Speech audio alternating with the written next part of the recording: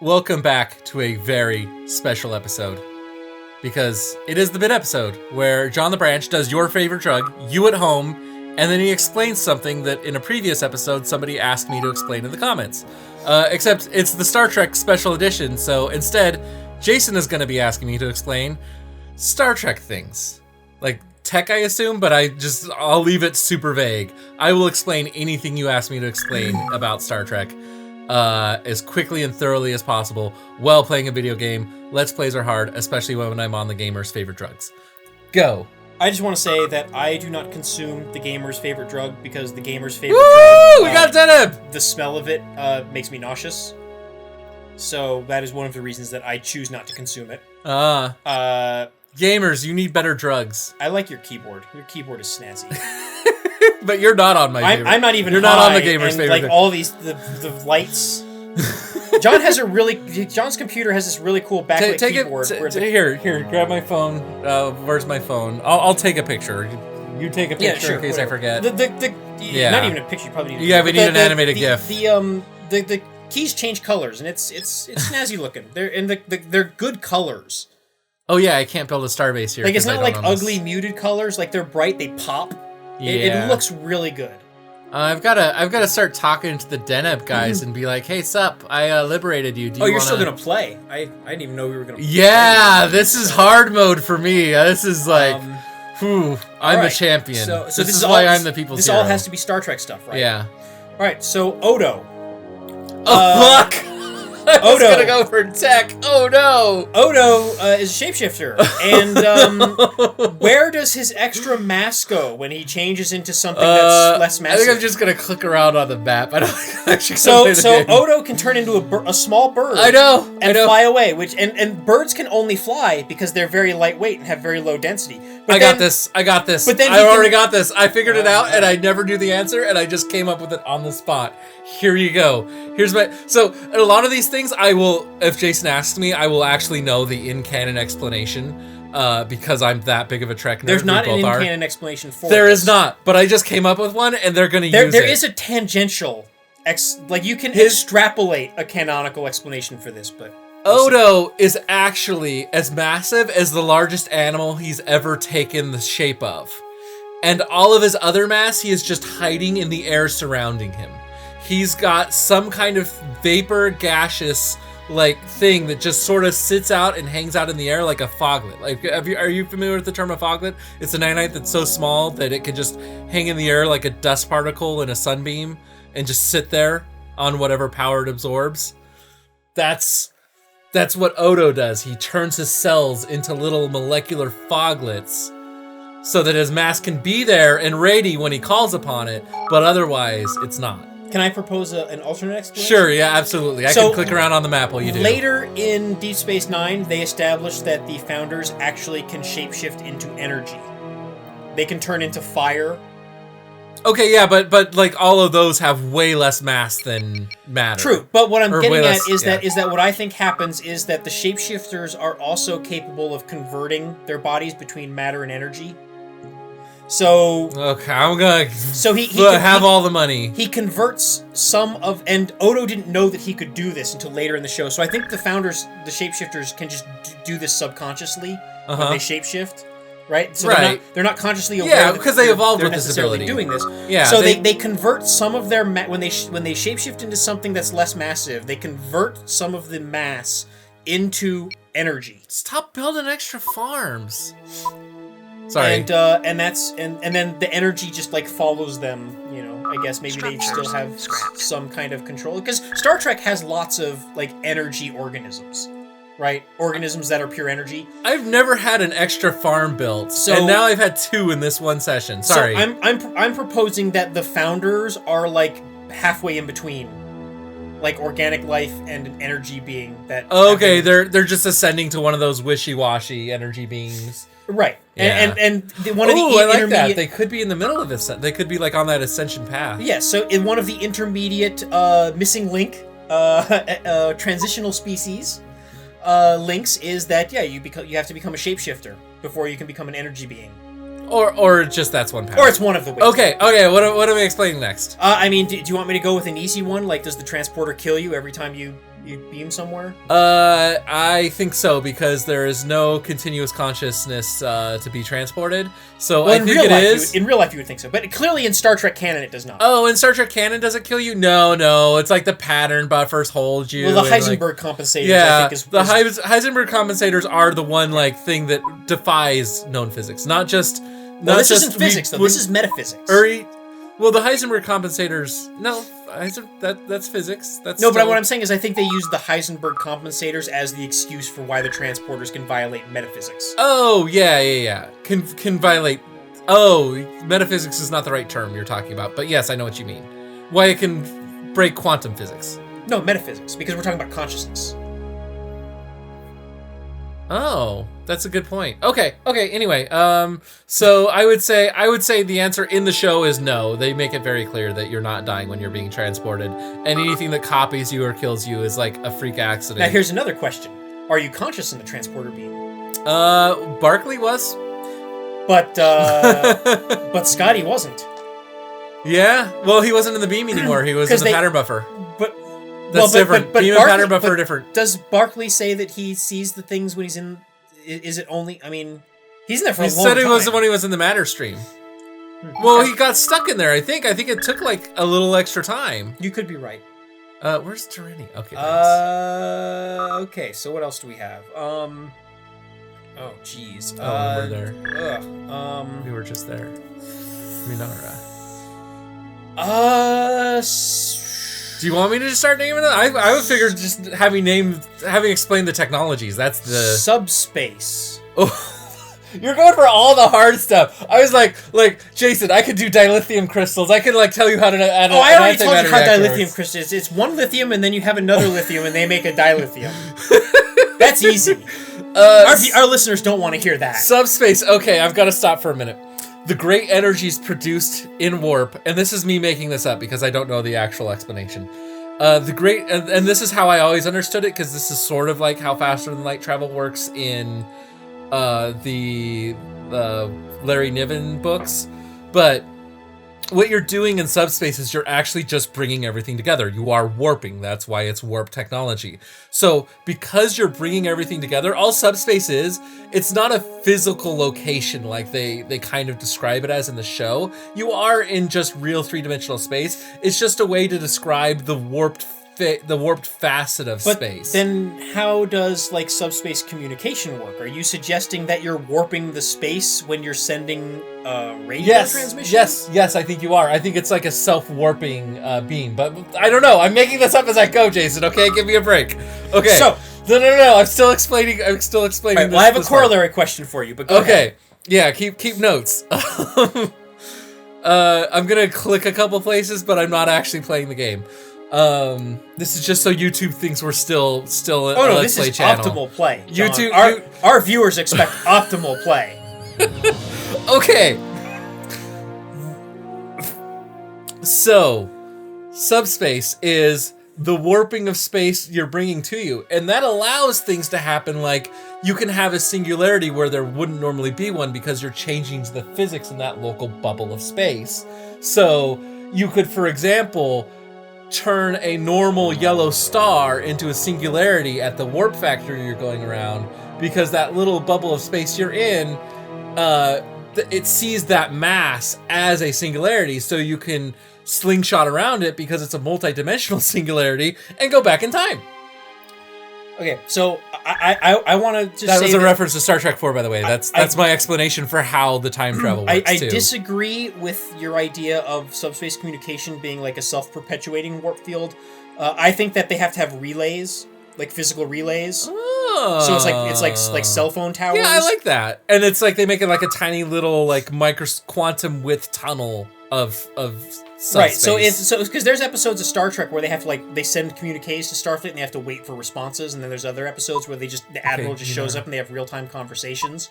So they're not entirely consistent. So I justify that by saying that they have to allocate the bandwidth and they have to turn the relays, and there's all this logistical stuff that happens in the background that we never see or they ever explain. Okay, I like it. But here's my corollary question though for you. So if subspace is like you basically bringing all points of space to you, is there I only want 8 a of these. subspace cosmic speed limit in the same way that the speed of light is a physical cosmic speed limit? Well, apparently it's infinite velocity, right? And if you exceed that space, the Q pull you over, and then they turn you into a salamander. Okay. Is that how that happened? Yeah, don't break the subspace speed limit, or else the Q come and turn you into salamanders. So there is a subspace speed limit. Yes. Okay.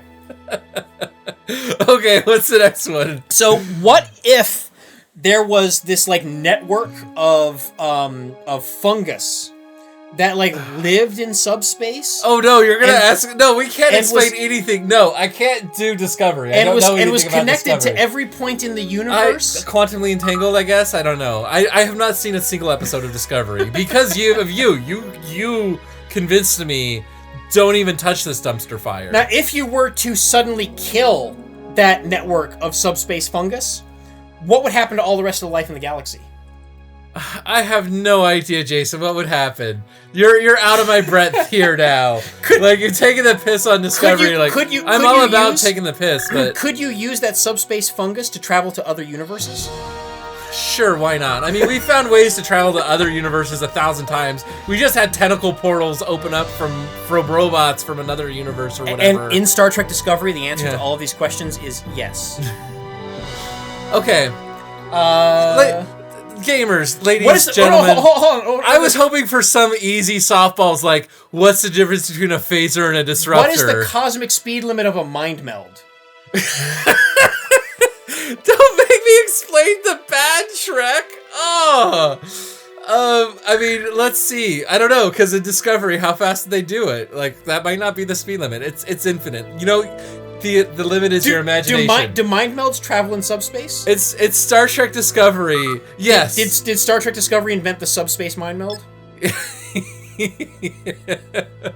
Oh, look, the bandy held parades. I was joking. That was all in jest. It is not fair to ask you questions about Star Trek Discovery. It is not really Star Trek. It is not fair to ask sober people questions about Star Trek Discovery. Okay. All right. So you pose a question: what's the difference between a phaser and a disruptor? I would say the difference between a phaser and a disruptor is that the disruptor is designed in such a way that you actually feel it. Huh? Oh, no. Okay, I will, I know physically what the differences are. Oh, okay. Well, then enlighten me. So, a disruptor works by just literally rearranging matter. You send a beam out that just rearranges what's there, just mixes it up. So, like the Genesis wave. Yeah, and it's just an undirected one. It's just adding entropy to the system. So, you're basically system. telling me that Romulans just carry around replicators on their hips. Yeah, but it's, a much more efficient one because it doesn't have to make anything ordered. It just has to, it shoots it, that's why it's super hot. There's usually a plasma beam coming out. That's why there's these things always have plasma beams associated with them. But if your matter is just being rearranged, why does it hurt? Why does it hurt? Because you just suddenly have your nerves all broke, your cells have just been scrambled up. It's like you just had an arm cut off. But if you're being rearranged at the molecular level, then the nerves wouldn't be able to communicate with one another. The nerves around that would, just like if you just lost an arm all of a sudden, you would feel it. And if it's lower, it's not going to disrupt it's not going to completely rearrange every single atom. It's just going to rearrange some of them. So it's going to injure you. It's not necessarily going to kill every cell, but it's going to kill a lot. Ooh, I bet disruptors give a lot of cancer. Jeez. This is the canon explanation for what a disruptor is. So then what does a phaser do then? A phaser breaks molecular bonds. It basically opens up energy that's sitting around, and that's why it's called a phaser, because it just adds heat. So the reason it works on stun is because it's this wide field that just takes this heat, and since it's so spread apart, it's sort of a concussive feeling force instead, because you're just taking some of that latent heat energy. Well, you're turning the molecular energy. It's not really heat energy. It just often becomes heat energy. So you're taking that molecular energy and just exploding it. You're unlocking it. That's what a phaser beam does. It is a device that actually. That's why these things are more efficient at damaging than a laser is. That's why lasers are a joke in Star Trek lore, is because... It is. The characters laugh at lasers. Yes. Yeah. So, are you telling me then that a phaser is not called a phaser because it just turns all the water in your body to steam? Well, it can. That is one thing you could do with the phaser That beam. was a joke. Yeah. The phase transition. Yeah. I think, in fact, there was an episode where someone takes a hot shower by using a phaser to heat up the water. Am I making that up? I don't know, but that does sound reasonable. Yeah. So we got a listening post in Seoul. Hey, that's where we live. That's us. It is. Yeah, look, we're fanatic. We are. Because we're fans of Star Trek. Exactly. But apparently not very good ones, because we don't like anything that came out after, 1990? I liked... I mean, I've had this discussion with you. I really liked the final episode of... I liked the entire last season of Voyager.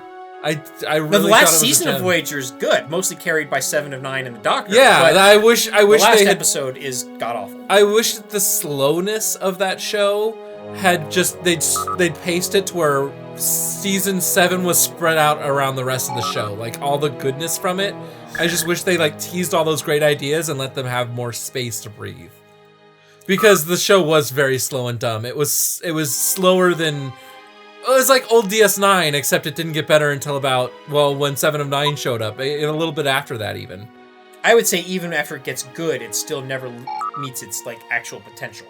Oh, absolutely. That show never got to its potential. I don't know if I brought this up. No Trek has since Deep Space Nine. Yeah, I don't know if I brought this up on this show before or not, but I have a blog, www.megabearsfan.net. That's flashing on the screen. I, at one point, wrote a lengthy series of blogs about my discontent about Voyager and the things that I would have changed specifically about how it ended. So, if you're interested, I invite you to check that out. Okay, so, alright, so you want an easy ball. Yeah, we've only got time for about one more. Holograms. Actually, we can just go long. The holodeck. Oh. Wow, you are finding the hardest stuff. Force field. I mean, a hologram is just force fields and light projections, right? That's easy. You just have mirrors. It's like digital light projection. But then the hard part comes in to when you use the holodeck to simulate very large spaces, larger than the holodeck.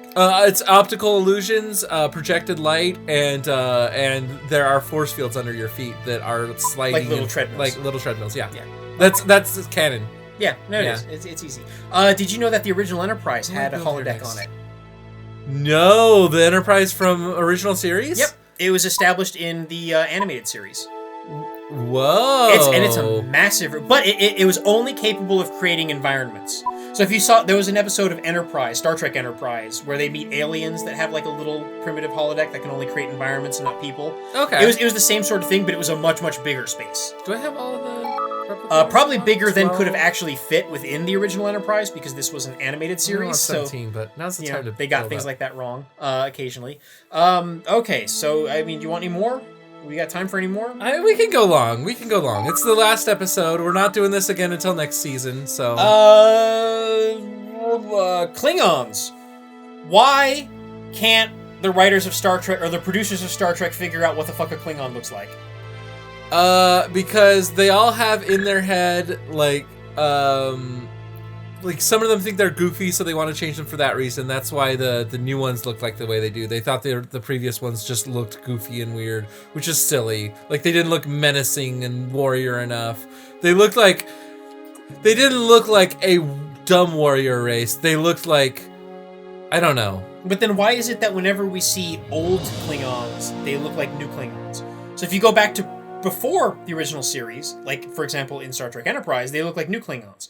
So why is it that only in the original series they just look like humans? There's a canon explanation for that. That was part of the what was going on in Enterprise, and it was a dumb one. Right, but now we also have okay. It's again unfair, I liked the way they left it in Deep Space Nine when they had that episode. Oh yes, that was the best. Which was we don't talk about it. We do not discuss it with outsiders. Yeah, and so it could be it should have been left. it could have so that your in-head explanation could be whatever, because I love the idea of it was just cosmetic surgery that was really popular. Right. They just had 2 generations where everybody did cosmetic surgery on their kids. You know? Yeah. One of the popular explanations that I heard, before Star Trek Enterprise came along was that they were Klingons that were surgically altered to look more like humans so that they could interact with humans. Which doesn't really make sense for their culture, but, then again, original series Klingons didn't really make sense in Klingon culture. Oh gosh, I discovered a big thing on that last turn. But anyway, the reason I asked that is because we also now have Star Trek Discovery Klingons, which look totally different than other Klingons, so... Yeah. Alright, Give me a tech. Give me one of them easy ones. Okay. The view screen. How does the view screen show me a picture of the other bridge that supposedly has uncompatible technology? Oh, well, one, everybody has cameras in their devices, and that's just part of what your computers figure out when they do the initial handshake. As was established in Star Trek Picard, when they just show us screenshots from episodes of Star Trek: The Next Generation that are recorded in Starfleet archives. Right. It's just a picture of the view screen with Locutus on it. And then there's a lot of this going on with view screens, because view screens see external shots that we have not established that there's some little drone in the warp field with the ship. No, in my opinion, what's happening is you are seeing a computer reconstruction of what that would look like. That's all. That was always my assumption. So here's another thing. I don't know if you knew this, but did you know that the view screen is not a two-dimensional image? It is a three-dimensional holographic image. I did not know that. And this is actually explicit. Well, not explicitly said, but explicitly shown in episodes of The Next Generation. Oh, I need to take where you out of there. There are scenes, I think most of them are in early seasons of The Next Generation, where they have, like, the crew on the bridge of the Enterprise, like Picard, is, like, standing in front of the view screen, and they have a side shot, an angled shot, from like the side of the bridge of Picard standing in front of the view screen, and you'll notice that the face on the view screen is it a different angle? Is also not a straight on angle. That's so cool. Yeah, it is like that. Huh. Sure is. Yeah, cool. All right, we're gonna end it. That's a cool ender. I wanted to explain dilithium crystals. That was the big one. Then explain dilithium crystals. Okay. So the way a dilithium crystal works is, and this is how a matter-antimatter reactor works. And the reason I got so excited about this was because about 3 weeks ago, Amerith asked me while I was on the Gamer's Favorite Drug off of the show what the difference. I mentioned that Romulans have black hole tech, and that's how they power their ships. So I had to explain the difference between matter-antimatter versus harnessing Hawking radiation. But anyway, the way that to get the energy, a Federation warp core mixes matter and antimatter. When they meet, they annihilate and become mostly photon energy, like almost pure light. They become non-matter energy, almost to 100% efficiency if you can mix them well enough. And what a dilithium crystal is it lets it has a complex magnetic field that channels antimatter through it without ever directly touching the crystal structure itself, so that it never mutually annihilates and explodes, and it lets it focus it into a stream, much like a fuel injector on your car. Wow, I did a Star Trek analogy. You like that? And it lets it emit into that stream so that it can most efficiently interact with the matter stream coming the other way, and in a harvestable way to get the energy out of it. Did I do good? Sure. All right, cool. All right, we're gonna do this next year. See you after season 2, because you know that's coming next time on the bridge. Well, in a year on the bridge.